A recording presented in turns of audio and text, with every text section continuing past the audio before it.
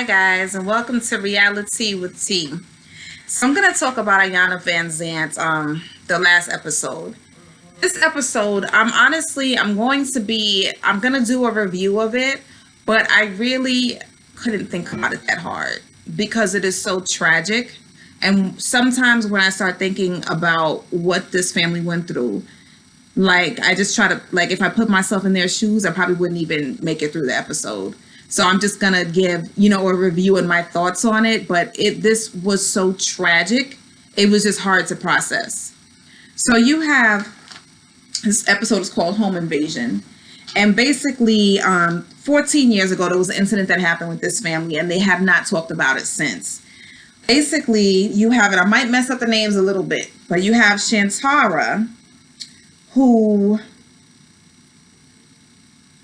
was at her sister's house. So Anne, the older sister, had a party at her house for her cousin and her cousin's child. So it was a child's party, and the party was for her cousin's child given at Anne's house. Anne's children were not at the house. They were in two different places. I'll get into that later.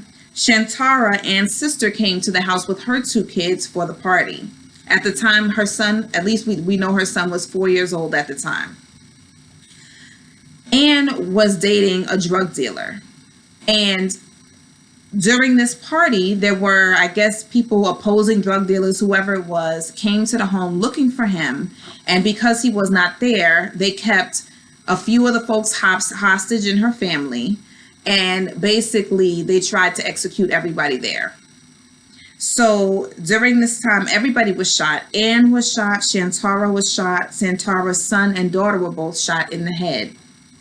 Shantara's son is now 19 years old. He lost one eye. There are some disabilities, that he has seizures. I think he has ADHD, but he is functioning okay.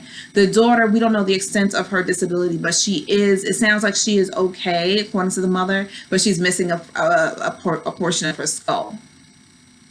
So the cousins whose party it was thrown for, that child was shot dead and the mother was shot dead. Shantara at the time, as I said, was dating the drug dealer. The invaders came in looking for the man. He was not there. 12 years later, they went to trial, and the people who were found guilty of this incident were finally given life sentences. So they're sisters. They have a mother. The mother has never wanted to talk about this either. So this entire time, nobody has talked about the incident because it was too tragic for them to revisit. So they have been avoiding the issue. For the first 5 years after this incident, the sisters, Shantara and Anne, have not been speaking. Of course, Shantara blames Anne because it was her home and it was her situation to have them in. He was a drug dealer. Basically, my kids were shot, like she said. My kids are dealing with the disability, but your kids are fine. She said at one point, you got to go on with life. You got to party and travel and this and that. But I, every day, am a caregiver for two disabled children, and my children are impaired for life. So that's where a lot of the anger, resentment, you have guilt on Anne's side, you have guilt on Shantara's side. That's how it's all coming together here. So we also talked to the son at one point, but basically Shantara up until this point has been ignoring and trying to protect the son's trauma. Nobody ever told him why he was shot that day, what happened. He was only 4, he doesn't remember. He has no idea. So in all these years, even now he's 19 as an adult, nobody has told him what happened, why you got shot, why we were in this predicament in the first place, right? So at one point, Iyanla talks to Anne by herself, and she says, Anne, she talks to her first, why weren't your kids there? You have to know how that looks. Everybody else's kids were shot or killed, and yours happened to not be there. You're throwing a child's birthday party in your home, and your children were not there. That makes no sense. And Anne says, I understand how it looks. She said, my oldest was coming by later, and the youngest one was with his dad. This is why they were not there. She asked why they have never talked about this. And Anne says, I didn't know how to talk about it. She talks about her past a little bit. She says she was stripping for 9 years. She was dating a lot of drug dealers. Her dad was in jail because he was a drug dealer. And then she explains a little bit more about what happened in the home the night of the invasion. She was held hostage along with her cousin, the two cousins that were killed. So at one point, somebody, and I think it was Shantara, came to the door knocking, maybe to find out what was going on or to get in because of the party with her two kids. And that is when Anne ran. Maybe she thought her cousins were behind her running, but she ran and left them to answer the door. At that time, the two cousins were shot dead. And basically everybody got a shot to the head at one point. And then when she says run to her sister at the door, Shantara runs and leaves her two kids on the porch. So now Shantara is feeling guilty for leaving her two kids on the porch, and then they got shot. So now Iyanla talks to the mom and says, talks to her, well, why were you dealing with a drug dealer? Were your children privy to what he was doing? How did you deal with this so that you wouldn't allow your kids to recreate this pattern, which is what happened? And mom says she didn't deal with it either. He went to jail one time. She stayed with him. Again, that's your fault. He went to jail the second time. She stayed with him. But when he came out, by this time, she left him when he got out, because while he was in jail, I guess his drug money allowed her to go to work, allowed her to put herself through nursing school. So when he got out, she was able to leave him and take care of her kids through her nursing degree and her new job. So she says, Iyanla challenges her. Why did you stay with him knowing what he did? And she says, I stayed with him because when I met him, I had a 10th grade education when she was married. And so she felt like she couldn't leave. She couldn't get a job. She couldn't stand on her own 2 feet. So this is why our parents, of this generation growing up always told us, get your education, go to college, do what you have to do, so that you won't have to feel like you are stuck in a situation where you're being abused, where you're with somebody who's breaking the law, where you're putting your kids in danger because you're stuck because you don't feel educated enough to go out and make money on your own to take care of your children. And that's how she felt. But at least she did get herself together and she got her degrees, and then she started working as a nurse. So she says, okay, she left him after a second bid, and she ended up, her way of paying back society for what he did was she worked as a nurse in a corrections facility, because this was a way of her giving back for all the dirt that her husband did to the community. So,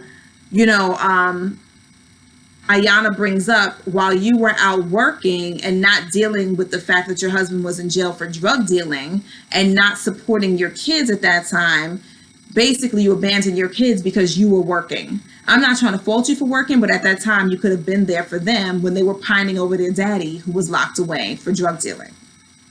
So now there's a conversation with Shantara and Iyanla. And Shantara explains that she's a caregiver for her son. He's on all these medications. He does need to have somebody with him one-on-one, because if he has a seizure, somebody has to respond to it. So she feels like she has surrendered her life to her son's disability. And there is some resentment there, because this is not the way that she saw her life. There's resentment because nobody else has had to do that for their kids. And Iyanla brings up to her, you don't want to surrender your life for your son. You want to get help. You don't want to do this as it being a burden to you. If you don't love it, you shouldn't be doing it, because now you're going to resent him. So her guilt is, again, that she ran and left her kids on the porch. And Iyanla had to tell her, you weren't thinking in that moment. You were your life was on the line. You were being chased by a gunman. Your older sister, whose footsteps you followed in your entire life, told you to run. You see her as your protector. You're doing what she says, which is to run. Maybe in her mind, her kids were going to run with her. Maybe she just thought her sister made the right decision in that moment. But I can imagine the moment was so split. It was such a split second. You don't even have time to think. Somebody tells you to run, you run. That was not her fault. You're not the shooter. You're not the killer. You should not feel guilt for your kids being shot. But I'm sure that this is something that has weighed on her for the past 14 years. So, she explains also that the father of her son is also a drug dealer. And for her, she wants revenge. She says to her sister, when they come back together, she says, if it was me, she said, I know the way that we hurt, we should have made the intruders' families hurt. And the sister's like, I'm not Scarface. What do you want me to do? Get out guns and go shoot everybody else up? I'm not a gangster like that. You know what I mean? The point is that now they're in jail. They're paying for it. We have to move forward with our life and stay on the positive, And I agree with her. You can't just randomly say, there's something happened to them. Getting revenge is going to do what for you? Nothing. But also, your sister, it wasn't even her fault. You know what I mean? Everybody has a piece to blame because, as Iyanla kept bringing up, you all were aware. When growing up, your house, being that their father was a drug dealer, your house was a hot spot. Your house was the drug house. So now you're dating drug dealers, and you were aware that your house was a hot spot. You were aware that this place could have been raided by anybody, if not drug dealers, the police, because your house was the hot spot. And let me tell you something, that's what my mother always told me. And I know we're goody two shoes and everything, but she was always like, no, you don't want to be up in nobody's house that has drugs and everything, because if it gets raided and you're in there, everybody's going down together. And this is the most extreme example, but this is a good example. So, basically, Iyanla puts it on everybody. Everybody's bad decisions and who you're dating and who you're staying with. Everybody knew what the consequence could be, and you all made bad decisions. And all these bad decisions have jeopardized your kids' safety, and for some of them, their lives. So, Shantara talks about how she followed her sister and everything she did. Sister was dating drug dealers, so did I. Our father was a drug dealer. It's all a pattern. My sister said do this, she was out here doing whatever. I did what she did, type of a thing. And so, but she's still angry with Ann because her kids are disabled and Ann's are not. That's what it comes down to. I'm sure she doesn't, concretely want Ann's kids to be disabled. But the point is, I'm left with this burden, and you got to walk away scot-free in a way. Furthermore, Ann went back to the boyfriend after the incident. Even after all of this was a cause of people trying to come and look for him, she still went back to him, which is probably have to feel like the ultimate betrayal. So, now Iyanla speaks to Tony, which is the son, and she asked him, do you feel disabled? And he said no. And she said, I didn't think so. He says he just wants to know what happened. And nobody at all this time has told him what happened. The grandmother started to, but she retracted. So he never knew the whole story. It's awesome because he's growing up. He wants to go to seminary. He wants to be a minister. He has that calling. So, the next day at tea time, they have tea time and they're sitting and talking, and Iyanla talks to Ann, and, basically she puts in her face, you knew the truth. You knew more truth than you were willing to say. You knew that your house was a hot spot, and you put everybody's lives in jeopardy by inviting them over there. And that's what it was. Ann discusses how she doesn't really show emotion. And so in that, her sister she never told her sister how much she hurt and how much guilt she felt over putting everybody's lives in danger. And Iyanla says, because you do not show emotion and because you never talked about it and everybody avoided it, it looks like you don't care because you're not showing any emotion about the situation. So at one point, you're going to have to sit down and show them and tell them that you do feel extremely guilty about what happened. So, the whole point was Ann says she was afraid to deal with whatever happened that day. And honestly, everybody in the family is. So, let's see. Shantara talks about how her sister's house was the hot spot. And Iyanla gets down to the fact that you guys, it was normal for you. Your mom normalized you all living in a hot spot for drug dealers and drug activity because that's the way your father had it for you. So they all had to recognize we were over there chilling and having a party because it was normal to us to be in a setting where where this was the hot spot. So it was normalized for them. So, Iyanla makes a connection between I left my kids on the porch when danger happened. They were taught that when danger occurs, you run. She left her kids on the porch. And so basically it was normal for them to run when the heat came. And that's what the mother taught them. Dad was in jail. He was dealing drugs. Okay, it's getting hot. Let me run to work and not deal with my kids. So she made that connection, which it was kind of like a far-fetched connection, but whatever. This is Iyanla, right? And then they all tell the story about their relations. They tell Tony the story about all the relationships with drug dealers. All the fathers were drug dealers. He never knew his father was a drug dealer. So this was all new to him. Tony talks about how hurt he is.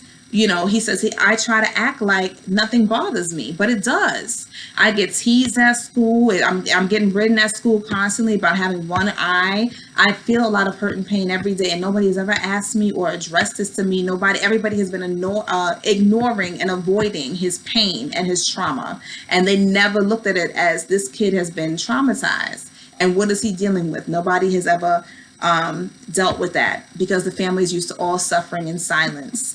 And basically, she just, puts together the entire family, hides their feelings, and basically they need to all check in. They need to ground with each other. And then you see in the end that all the relationships are starting to flourish a little bit. But basically, in all these 14 years, everybody has just avoided all the hard conversations. So obviously they said they need to go to family therapy to deal with the trauma therapy, I think they said.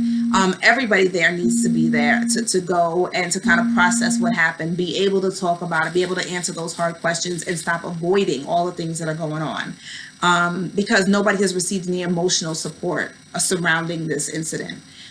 Either way, I think the incident was more impactful than actually the episode and what I got from Iyanla. But you guys can let me know what you thought about it. Like I said, it was pretty traumatic. I can't even think deeply enough in this moment about what this family has gone through and the type of trauma that they have faced. But either way, let me know what you think. Like, comment, subscribe in the comments, and then we will talk again about the next episode. See you soon. Reality with T. Thank you.